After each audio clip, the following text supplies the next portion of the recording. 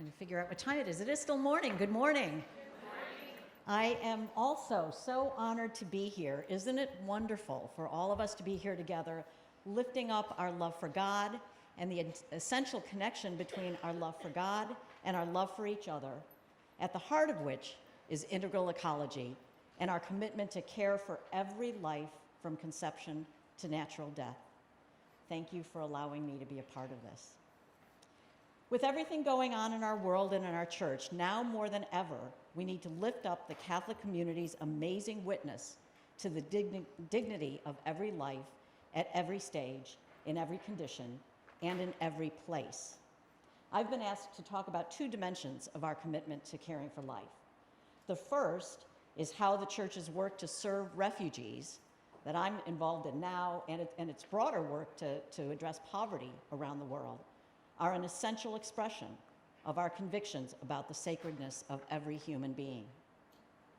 The second thing that I've been asked to talk about is the particular role of women in this mission. I should have a PowerPoint, but I will keep going. I don't need to tell you, but I will anyway, that helping those who have been forced to flee their homes is a direct reflection of what Scripture and Catholic teaching require of us. In the Old Testament, we see many messages about helping and promoting justice for the aliens, along with the widows and the orphans. It's been a part of our tradition from the very beginning. When we get to the story of Jesus, there we go. When we get to the story of Jesus, we learn that he and his family were refugees when they fled to Egypt. He's the model of the refugee family, he and his family.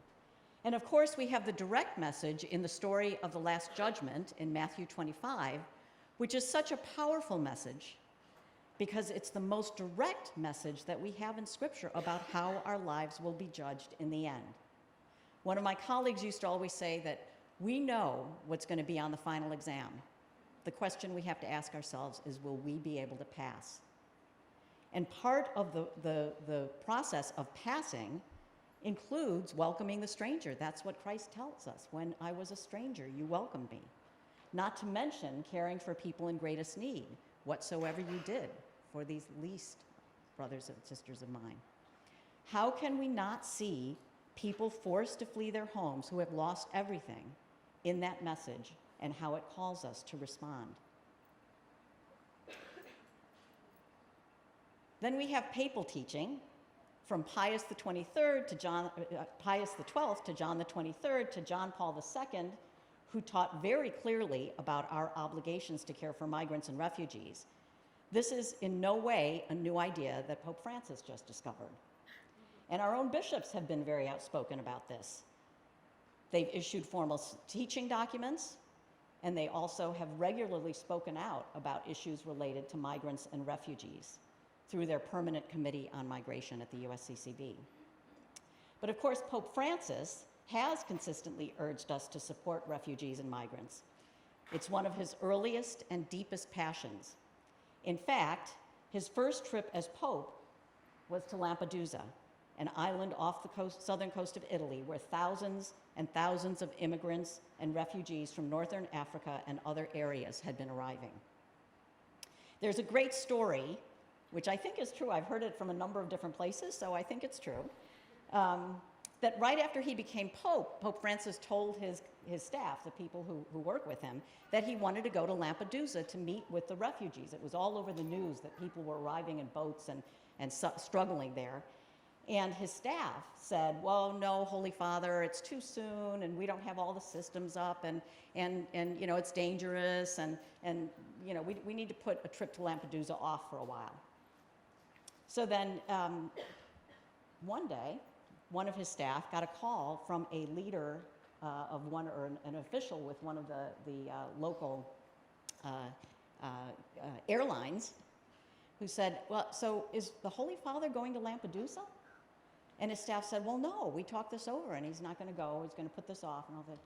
And the official from the airline said, well, I think you should know that someone named Jorge Mario Bergoglio just bought a ticket to Lampedusa.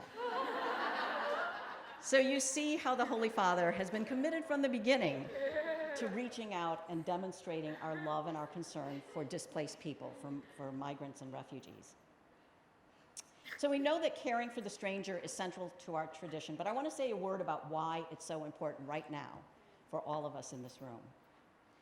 And what I want to focus on is the magnitude right now of this issue. According to the UN, more than 68 million people have been forcibly displaced around the world. This includes refugees, it includes internally displaced people, and it includes asylum seekers. Now, 68 million people, just think for a second, and let me ask you something. Of the 195 countries in the world, there are 195 countries in the world, how many would you guess have a population greater than 68 million, than the size of the displaced population in the world? You think it'd be half? You think it'd be a quarter of them have a population greater than the size of the displaced population in the world? It's 19 countries out of 195, 10%. In other words, 90% of the countries in the world have fewer people in them than the number of people displaced in the world. It means that more than 30 people flee their homes somewhere in the world every minute.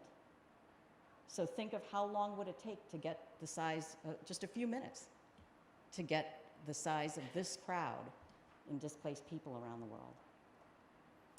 So let me just share a couple of other examples. Many of you may not remember, because it was about 15 years ago, but there are a few people in the world who, in the room, who may remember 15 years ago when the news was filled with a region in Sudan called Darfur. Does anybody remember when the world was focusing on Darfur? Okay, quite a few hands, thank you. How many of you have thought of Darfur in the last 2 months? Oh, I see a couple of hands, this is good. Most of the world has forgotten the people from Darfur, right? But guess what? They're still in refugee camps in eastern Chad. And I was there just a couple of weeks ago. And what I want to lift up is that the world may have forgotten the people from Darfur who are now in camps and have been for 15 years in eastern Darfur, but our community of faith has not. We are there helping them, serving them, in this case through Jesuit Refugee Service. So when I had a chance to visit there a couple of weeks ago, what I was most struck by was both the extent to which they live humbly. You can see a little bit of that in the picture on the left there. I mean, it is shocking whenever I travel around the world and see how people manage to live in very humble circumstances. And yet, they build community, they have hope, and they have a strong commitment to building a future for their children. And as a community of faith, we are there present, respecting their dignity and helping them to build a future for their children, especially in JRS's example, through education for their children. They are so committed to educating their children. And that's wonderful, and I see that in refugees all over the world, because half the refugees in the world are children. In some areas, practically an entire generation of children have been traumatized by the tragedy that led their families to flee, and by what they went through as they traveled to wherever they have ended up. I want to share with you in Syria, I mean, we all know the terrible situation with the war in Syria and how many people have been displaced. But if you think about more than half of the people who have been displaced in Syria, either internally displaced or have crossed borders, are children. And this is what, when children come into one of our schools or our child-friendly spaces, this is the pictures they draw when they're given crayons. I mean, how horrible is it that this is what children draw? And I often think to myself that how can all of us expect 15 years from now, 20 years from now, a more just and peaceful world if we turn our backs on children who have been through this trauma now? Even though we don't know them and they're thousands of miles away, we need to help. If we want to live out Christ's call to love our neighbors, we have to respond where the need is greatest, even if they're not our neighbors who are next door or down the street from us. This hit home for me when I heard a story of one of my former colleagues at CRS, Catholic Relief Services. His name was Peter, and he grew up in Kenya. And when he was a little boy, he was 5 years old, there was a drought in Kenya, and his family had no food. And his mother and father knew he was not going to get any food that day, or that they were not going to get any food that day.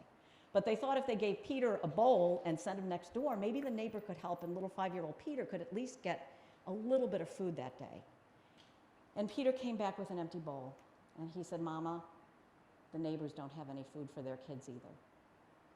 And he told us what she did was to put salt on his finger so that he could suck his finger, because apparently when a person is starving and their body is kind of consuming the fat and things, it causes a terrible taste in your mouth. And so mothers know that when your child is starving, you put salt on their finger to help them go to sleep so they can suck their finger and go to sleep. And so I was hit by two things. One is, how heartbreaking is it that there are mothers in the world who have to know what you do for your child who is starving? And secondly, when there are neighbors whose neighbors can't help them, if we're called to love our neighbors, who has to step up and do that? It has to be us. It has to be people like us who have some resources, who have some capability to help. When people are in desperate need and all their neighbors and the neighbors nearby are also in desperate need, we need to stand up and help. I just want to do a little parentheses about this because it's something that really struck me, an experience I had recently. I was a part of conducting market research on people's attitudes about refugees, and the people were Catholics. They were Catholics who, many went to Mass once a week, but some only once a month, but at least once a month or more often. And one of the most astounding results from the focus groups that we did was that when people were asked, and these are people who had negative attitudes about refugees, how the principles of their faith, how their commitment to loving their neighbor and caring for the least among us shaped their attitudes about refugees, they looked stunned. And they kind of did a head tilt and said, "Oh, I have to think about that." And I'm sure everybody in this room would be shocked, as I was, to think, how could people not know how their faith shapes their attitudes and everything they do? But clearly, we have to lift up even more emphatically that the values of our faith have to shape every part of our lives, every attitude that we have, including how we respond to people all over the world and to political issues and everything else. I was asked to comment on women's particular role in this mission. So first, I want to emphasize that women are essential leaders in the process of and the follow-up to displacement all over the world. Women are at the heart of rebuilding their families and their communities. At CRS, one of the things that we did was to create local savings groups where people could save together, and then families could use some of the savings, they'd borrow it, and they'd buy a goat, or they'd pay the children's school fees or whatever. Always women were involved, because you could count on women. If they got some resources, they would use it to help their families. Shortly after the war in Syria, whoops, got a little ahead of myself. Shortly after the war in Syria, I think I got, those are the women's groups. Shortly after the war in Syria, I visited the Bekaa Valley. And what I was shocked to see was that most of the people who had come across the mountains from Syria were women with children. The men stayed behind. They either were killed in the war or they were protecting property. But the women came and they rebuilt their lives in the Bekaa Valley. It was very rough, but they are so strong and so committed and so loving to their families. And that's what we see the role of women being in these crises around the world. Just one more quick example. I met a woman in Athens who one day was in her home and neighbors rushed in and said, "Your husband and brothers have been killed by the Taliban, you've got to run." And she grabbed her little girl, 4 years old, and she ran. And everything that you have heard that happens to people on that journey happened to her. Mistreatment, abuse, almost capsized boats, everything. But she made her way to Athens, and one of my colleagues learned that she was living in a one room with 12 14-year-old boys. And we realized, our staff at JRS realized that this was a disaster waiting to happen. So They went back to the office, emptied the conference room, put a lock on it, and created a space for her. And before you know it, she had boned up on her bookkeeping skills and gotten a job and was about to find an apartment. And it's just another example. This is her little girl. I couldn't show her because her life is always in danger because of the source of the problem. But this is what women do all the time. Women are leaders in responding to crises and rebuilding. But I do want to say one word about the role of women in leading the response. And I have been one of them. I've worked for the church my whole life. I sometimes say I've been a church bureaucrat most of my life. But I don't, sometimes the conversation about the role of women as lead, and I believe women have to step up and be even more leaders and even more clearly partners with men, with clergy, in leading the church. But I am often concerned when I hear this conversation because it seems that we have a sense that if we just put women more in charge, all the problems would be solved. And we have to have humility too. I've seen women misuse power. I've seen women be dishonest. I've seen women treat people badly. We have not cornered the market on virtue and integrity, and we have to hold ourselves to, it's true, and we have to hold ourselves to the highest standards as we step up and become leaders in this mission and in all areas of the church. We have to make sure we are holding ourselves to high standards, never to get complacent and think that we are just naturally good people all the time. We're not always. And we need to hold ourselves to the highest standards and really be models of servant leadership, of love, of bringing God's love into the world, and honesty and integrity. Okay, one more quick story that I'll close with about women. This is Ethiopia. And one time I was driving through this area and thinking, how do people support their families here? How could they grow their food? Can you imagine? CRS did a water project that had women as key leaders in this water project. And as a result of the water project, you come around a bend and the landscape goes from this to this. You can imagine what a difference that makes for people. But one of my colleagues asked the women in the village, what difference did this project mean for you and your family and your village? And immediately one of the women answered, this is a picture of the women. Immediately one of the women answered, none of my children died this year. This story underscores the critical role women play, leading in communities and in society in general. Around the world, we are actively building more just and peaceful societies in which lives are protected and saved, and each person's dignity can be realized. It also reminds us that our response as the church in the US to our brothers and sisters who are suffering, to refugees, to other displaced people, and to those living in extreme poverty like these women, it saves lives and is an essential reflection of our belief in the God-given dignity of every person.